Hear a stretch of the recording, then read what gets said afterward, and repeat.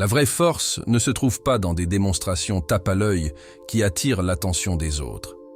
Elle ne consiste pas à faire étalage de sa résilience devant une foule ou à rechercher la validation de ceux qui vous entourent. La vraie force est la flamme silencieuse en vous, la capacité à rester ferme au milieu des tempêtes de la vie, même lorsque personne d'autre ne se tient à vos côtés.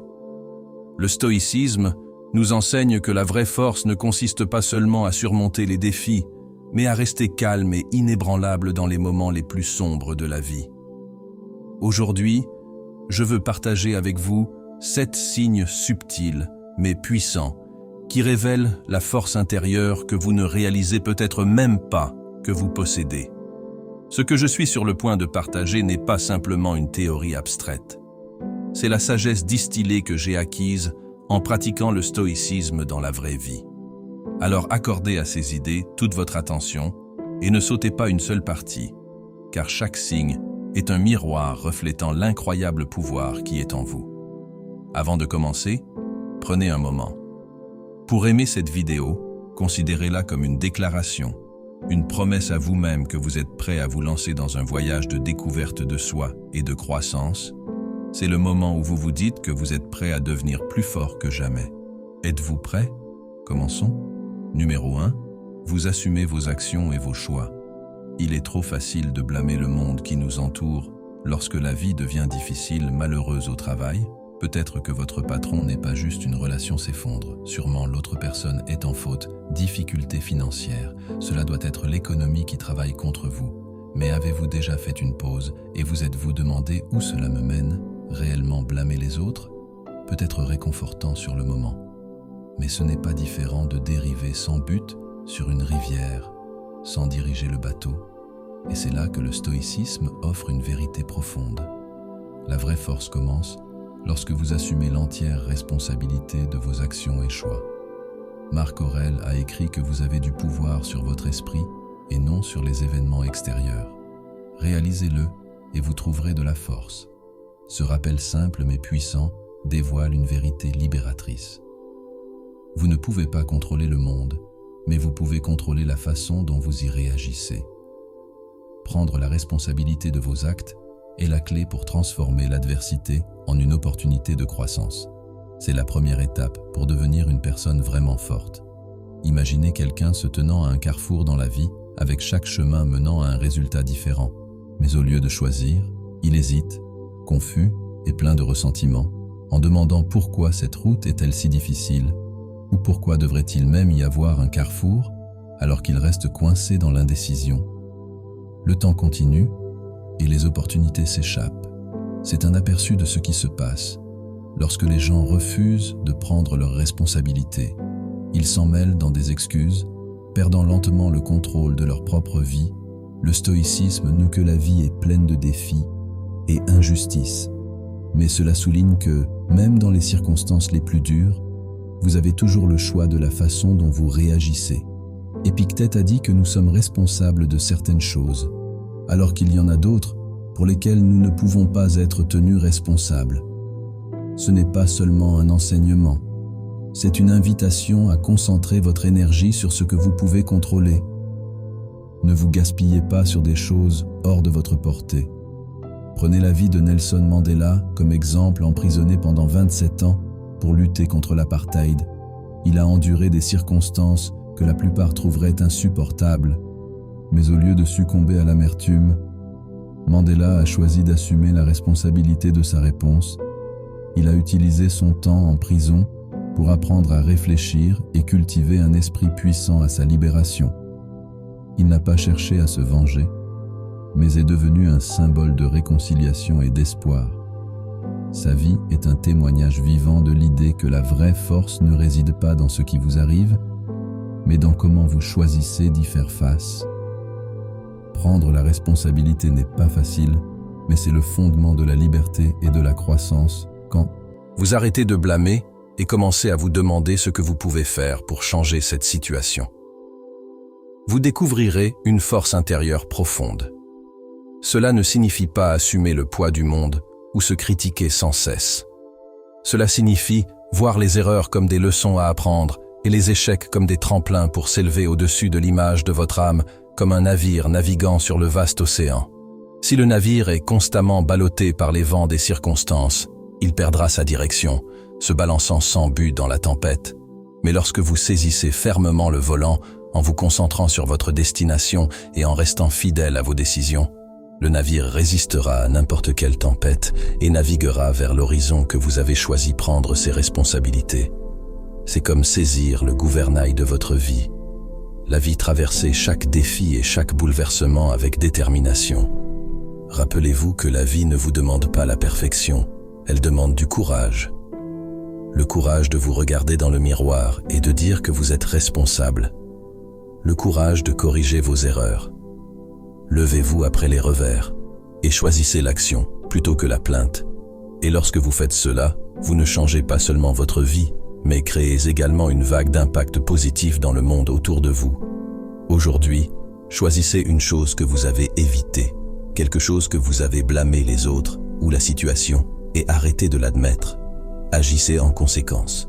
Devenez fort de l'intérieur. Comme Zénon de Cité l'a dit un jour, l'homme conquiert le monde en se conquérant lui-même, et ce faisant, vous ne vaincrez pas seulement le monde, vous maîtriserez la victoire la plus importante de toute vous-même. Numéro 2. Vous vous adaptez au changement. Vous vous adaptez au changement avec force et grâce. Avec force et grâce, la vie est pleine de changements inattendus et parfois nous pouvons avoir l'impression d'être pris dans une tempête implacable où tout ce qui nous est familier est balayé dans ces moments, perdre un emploi, un compagnon ou même l'avenir que nous avions autrefois envisagé. Il est facile de se sentir dépassé au milieu du chaos. La question se pose souvent, comment puis-je m'en sortir? La réponse ne réside pas dans la peur ou l'évitement, mais dans la force en nous de nous adapter avec résilience et grâce. Les stoïques ont reconnu il y a longtemps que le changement n'est pas quelque chose à résister, mais une partie intrinsèque de la vie elle-même. Comme Marc Aurèle l'a observé, tout ce que vous voyez va bientôt changer et cesser d'exister. Pensez à tous les changements que vous avez déjà vus. Le monde n'est rien d'autre que du changement. Le changement n'est pas notre ennemi. C'est la force naturelle qui propulse la croissance et le progrès. Tout comme le feu a besoin de vent pour brûler plus lumineux, nous avons besoin de défis et de transformations pour forger notre force intérieure et notre caractère. Regardez la nature et vous trouverez d'innombrables exemples du pouvoir de l'adaptation. Un chêne robuste résiste à de violentes tempêtes, non pas parce qu'il est rigide, mais parce que ses racines s'enfoncent profondément dans la terre et que ses branches se plient gracieusement avec le vent. De même, lorsque nous cultivons une base intérieure solide et un état d'esprit flexible, aucun bouleversement extérieur ne peut nous vaincre. Marc Aurèle nous rappelle que le destin de chaque chose est de changer, d'être transformé, de périr, afin que de nouvelles choses puissent naître. Le changement n'est pas seulement une fin, c'est aussi le début de quelque chose de nouveau et beau. Réfléchissez au moment où vous avez surmonté l'adversité dans votre propre vie. Peut-être était-ce la perte d'un emploi chéri qui vous a finalement conduit à découvrir une nouvelle opportunité où votre potentiel pourrait vraiment briller. Ou peut-être était-ce le chagrin d'une relation qui se terminait seulement pour vous ouvrir la porte à redécouvrir votre valeur et trouver le bonheur. En vous-même, chaque changement porte une leçon, et chaque leçon devient une brique dans la fondation de la personne résiliente que vous êtes devenir. S'adapter ne signifie pas rejeter la douleur du changement, mais l'accepter comme une partie essentielle de la croissance. Il faut du courage pour affronter la réalité, un cœur inébranlable pour continuer à avancer, et un esprit perspicace pour voir la lumière au bout du tunnel. Quand chaque fois que vous vous sentez acculé, demandez-vous quel est ce défi qui m'apprend, comment puis-je l'utiliser pour devenir plus fort, pour pratiquer l'adaptation. Commencez par de petites étapes gérables si vous faites face à une transition de vie majeure. Divisez-la en tâches plus petites. Par exemple, si vous naviguez dans un changement de carrière, commencez par envoyer un email aujourd'hui ou assister à un atelier demain. Ces petits efforts cohérents mènera finalement à des réalisations importantes qui pourraient vous surprendre. Rappelez-vous que la vraie force ne vient pas d'essayer de tout contrôler, plus de la façon dont vous réagissez à ce qui est hors de votre contrôle, chaque fois que vous faites face au changement avec courage et sagesse. Non seulement vous évoluez vers une meilleure version de vous-même, mais inspirez également ceux qui vous entourent. La vie est un courant qui coule sans cesse, et vous êtes le marin habile qui exploite sa puissance pour diriger votre navire vers votre destination. Levez-vous, prenez la barre et continuez. Car c'est à travers le changement que vous vous découvrirez vraiment vous-même. Au fur et à mesure que vous traverserez ces changements, vous vous rendrez compte que la force intérieure ne vient pas seulement de votre capacité d'adaptation, mais aussi de votre capacité à protéger ce qui vous appartient. Uniquement, tout comme une rivière a besoin de ses rives pour maintenir sa direction et son but, nous avons également besoin de limites claires pour définir et défendre nos valeurs. C'est précisément ce que nous allons approfondir dans la prochaine leçon numéro 3. Vous tracez des lignes claires et vous vous y tenez. Vous êtes-vous déjà demandé ce qui définit vraiment la force chez une personne? Ce n'est pas une question de muscles ou de prouesse physique, mais la capacité à fixer des limites et à rester ferme pour les protéger dans un monde qui exige constamment trop de choses, où des voix extérieures nous poussent à plaire à tout le monde. Tracer des limites claires et s'y tenir est l'expression ultime de la maîtrise de soi et du respect de soi. La vraie force ne réside pas dans le fait d'apaiser les autres, mais dans le fait de protéger votre moi intérieur contre les tempêtes du monde extérieur. Le stoïcisme, avec son principe profond, souligne l'importance de préserver votre citadelle intérieure, l'espace à l'intérieur duquel résident la raison et les valeurs fondamentales. Épictète a écrit un jour qu'aucun homme n'est libre s'il n'est maître de lui-même. La vraie liberté ne consiste pas à faire tout ce que vous voulez. S'il vous plaît, mais à propos de la capacité de dire non à tout ce qui porte atteinte à vos valeurs et à la paix. Fixer des limites est le moyen de vous protéger des attentes réalistes de relations toxiques et responsabilités qui ne vous incombent pas. C'est l'acte de quelqu'un qui connaît sa valeur et n'a pas peur de se battre pour elle. Imaginez quelqu'un qui essaie de plaire à tout le monde. Il dit oui à chaque demande, assume plus de tâches qu'il ne peut gérer et se pousse à être un héros aux yeux des autres. Mais que se passe-t-il? Épuisement, sentiment d'être exploité et doute de soi. Lentement les consommer. En revanche, quelqu'un qui fixe des limites, évalue soigneusement avant d'accepter quoi que ce soit. Il n'a pas peur de dire non si cela signifie préserver son temps, sa santé et son bien-être mental, alors que cette fermeté peut initialement contrarier les autres. Au fil du temps, elle gagne leur respect et même leur admiration. Fixer des limites, ce n'est pas seulement une action défensive, c'est une déclaration que vous avez le contrôle de votre vie. Lorsque vous savez ce que vous voulez et ne voulez pas, et que vous avez le courage de le protéger, vous affirmez le contrôle ultime sur votre monde intérieur. Marc Aurèle a écrit « Si jamais vous êtes tenté de rechercher une approbation extérieure, réalisez que vous avez compromis votre intégrité. Nous ne pouvons pas vivre pleinement si nos vies tournent uniquement autour des opinions et des jugements des autres. Souvenez-vous de ceux qui vous aiment et vous respectent vraiment. Ils comprendront et honoreront vos limites. Les avantages de la constance et les limites vont bien au-delà de ce que vous pourriez attendre. Elles vous aident à vous concentrer sur ce qui compte vraiment. Plutôt que d'être distrait par des exigences et des attentes déraisonnables, vous vous sentirez également plus confiant et fier de vous-même. Car chaque fois que vous défendez avec succès vos limites, vous envoyez un message puissant que je mérite. Le respect, plus important, encore des limites claires, crée des relations plus saines. En définissant vos limites, vous vous protégez non seulement vous-même, mais vous aidez également les autres à les comprendre, en favorisant la communication et la compréhension mutuelle dans la vie. Rien n'est plus précieux que la paix intérieure. Fixez des limites, le chemin vers cette paix. Soyez assez courageux pour dire non aux choses qui vous épuisent, afin de pouvoir dire oui à ce qui vous apporte de la joie et du sens, comme Sénèque l'a conseillé. Êtes-vous assez courageux pour vivre authentiquement? La force ne consiste pas seulement à dire non quand c'est nécessaire. Il s'agit d'avoir le courage de révéler votre vrai moi, sans peur du jugement. Plongeons dans la prochaine leçon pour découvrir pourquoi l'authenticité est le signe ultime de la force intérieure. Numéro 4.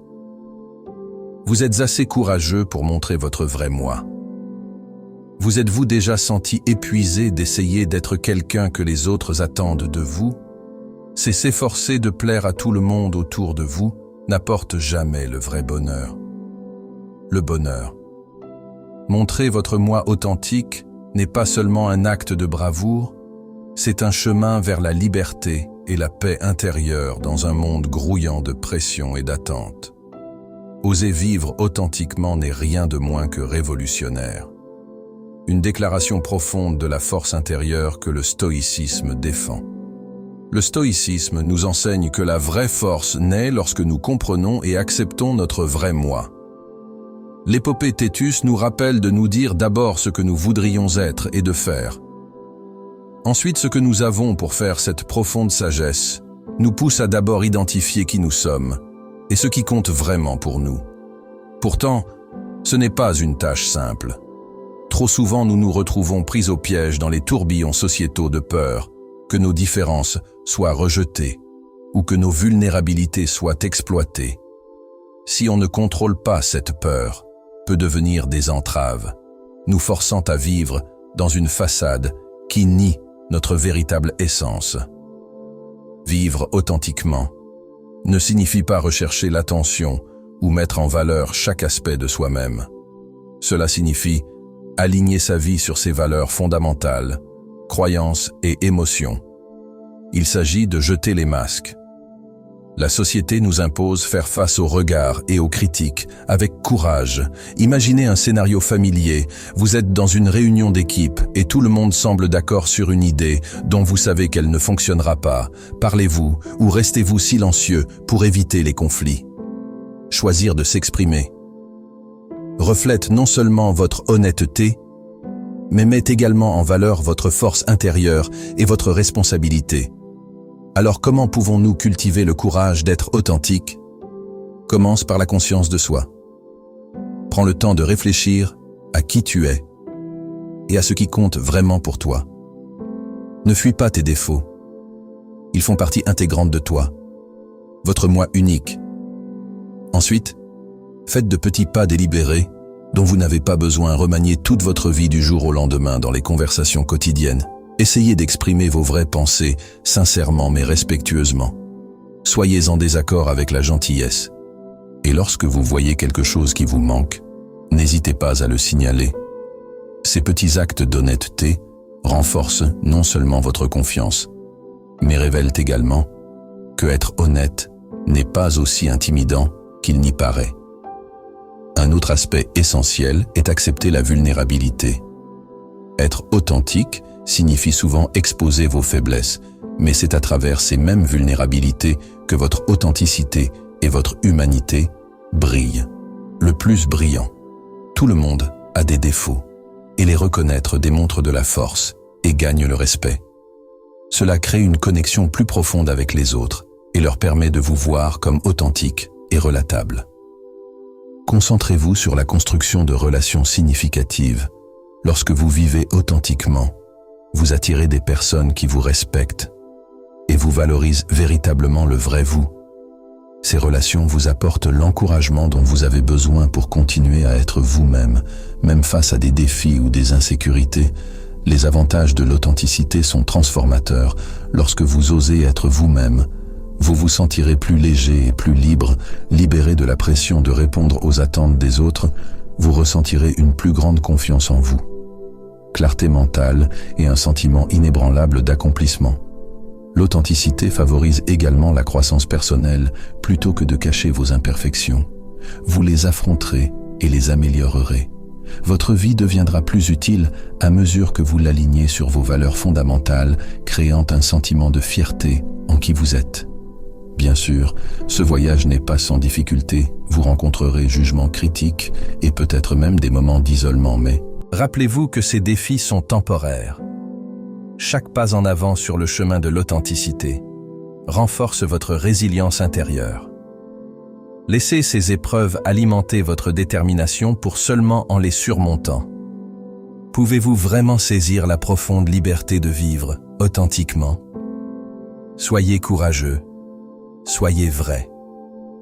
Comprenez que la décision de vivre authentiquement ne consiste pas seulement à prouver votre force. C'est un cadeau que vous vous faites, demandez-vous. Ai-je vécu authentiquement aujourd'hui, si la réponse n'est pas encore? Commencez maintenant, si vous êtes toujours ici. Prenez un moment pour vous féliciter d'être arrivé jusqu'ici. Cela montre votre engagement à comprendre et à cultiver votre force intérieure. Chaque partie de ce voyage est essentielle. Tissez ensemble une tapisserie vivante de résilience et de caractère. Ne manquez pas les moments à venir, où des idées plus profondes et des outils pratiques vous attendent pour vous aider à appliquer parfaitement le stoïcisme à votre vie. Restez avec moi, car le meilleur reste. Venez au numéro 5. Vous affrontez vos peurs sans reculer. Vous affrontez vos peurs sans reculer. Peut-être que nous avons tous ressenti l'étrange pouvoir de la peur. Elle n'est pas bruyante comme une tempête rugissante, mais silencieuse et persistante comme un deuil, une brume persistante autour de nous. La peur prend de nombreuses formes. La peur de l'échec au démarrage d'un nouveau projet. La peur du rejet lorsque l'on s'ouvre à quelqu'un, ou même la simple peur de ne pas être assez bon pour se lancer dans un nouveau voyage. La peur est comme une ombre qui s'accroche à nous subtilement, nous retenant et ternissant nos aspirations. Mais ce que nous ne parvenons souvent pas à réaliser, c'est que cette peur ne disparaît jamais vraiment. Elle ne perd son emprise que lorsque nous 23-56 décidons de l'affronter. Sénéca a dit un jour que celui qui est courageux est libre. La liberté dont il a parlé ne vient pas de l'absence de peur, mais du courage d'agir. Malgré elle, c'est la libération des chaînes de limitation que la peur nous impose. Le stoïcisme ne nie pas l'existence de la peur. Au lieu de cela, il considère la peur comme un enseignant rigoureux, présentant des défis qui façonnent et renforcent notre esprit lorsque nous faisons face à la peur. Il ne s'agit pas simplement de surmonter un obstacle, c'est un voyage de découverte de soi. Imaginez quelqu'un debout au bord d'une falaise, regardant une piscine d'eau cristalline. Il sait que le saut ne lui fera pas de mal. Il comprend l'euphorie qui l'attend, mais ses jambes tremblent et son cœur s'emballe. Son esprit évoque scénario. Et si je glissais? Et si le saut se passait mal? Une cascade de scénarios se déroule. Mais la vérité est que ce n'est pas l'eau qui instille la peur, ce sont ses pensées. Ce n'est pas différent des défis auxquels nous sommes confrontés dans la vie. Nous amplifions souvent les risques dans notre esprit, créant des prisons invisibles qui nous retiennent captifs. J'ai connu quelqu'un nommé Jack, un jeune homme débordant d'ambition, mais paralysé par la pensée de changer pendant des années. Jack avait un emploi stable, mais au fond de lui, il rêvait de devenir créateur de mode chaque jour. La peur de l'échec et le jugement des autres le maintenaient coincé sur place un jour. Cependant, Jack s'est demandé si je n'essaye pas. Puis-je vivre sans regret? C'est à ce moment-là qu'il a décidé d'agir. Il s'est inscrit à un cours de design, a quitté son emploi actuel et s'est lancé dans un nouveau voyage. Jack n'a pas agi parce que sa peur avait disparu. Il a agi parce qu'il a réalisé que la liberté ne vient que lorsque nous osons affronter la peur intérieure. Alors comment pouvons-nous affronter efficacement la peur? Commencez par la regarder honnêtement et demandez-vous de quoi exactement ai-je peur? De quel est le pire qui puisse arriver en brisant la peur? Un élément spécifique? Vous constaterez souvent que les choses que vous redoutez ne sont pas aussi terrifiantes qu'elles le paraissent. Ensuite, prenez de petites mesures délibérées. Si vous avez peur de parler en public, commencez par partager vos idées dans un petit groupe. Si vous avez peur du changement, essayez de modifier une habitude mineure dans votre journée. De petites étapes cohérentes desserreront progressivement l'emprise de la peur. La chose la plus importante est de vous rappeler que la peur ne vous définit pas. Ce qui vous définit, c'est la façon dont vous y réagissez. Le stoïcisme enseigne que la valeur d'une personne ne réside pas dans ses résultats, mais dans la façon dont elle vit selon la vertu. Le courage est l'une de ces vertus. Les actions courageuses ne signifient pas l'absence de peur, mais faire ce qui est juste en dépit de cela. Vivez d'une manière dont vous voulez qu'on se souvienne de vous, non pas pour n'avoir jamais échoué, mais pour avoir toujours osé essayer. la peur ne disparaîtra jamais vraiment. Mais voici la belle vérité, tu n'as pas besoin qu'elle disparaisse pour vivre une vie pleine de sens aujourd'hui. Choisis quelque chose qui te fait peur et passe à l'action. Monte sur scène. Même si ta voix tremble, commence ce projet. Même si tu ne te sens pas préparé. Fais face à une vérité que tu as évitée. Chaque petit pas en avant est une victoire. Et avec chaque victoire, tu vas réaliser quelque chose de profond, mais simple. Tu es plus fort que tu le penses.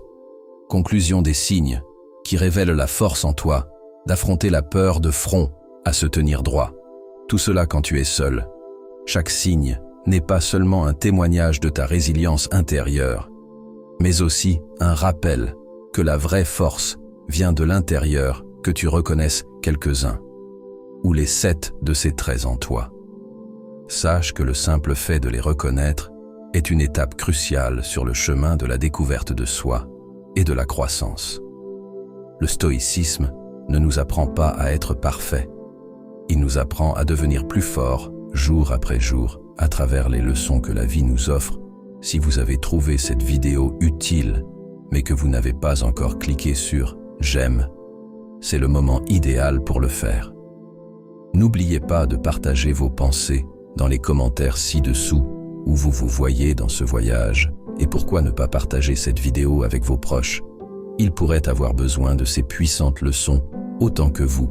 Enfin, cliquez sur « S'abonner » pour rester à l'écoute pour plus de contenu inspirant à venir. Votre voyage pour devenir votre moi le plus fort ne fait que commencer. Passons les prochaines étapes ensemble.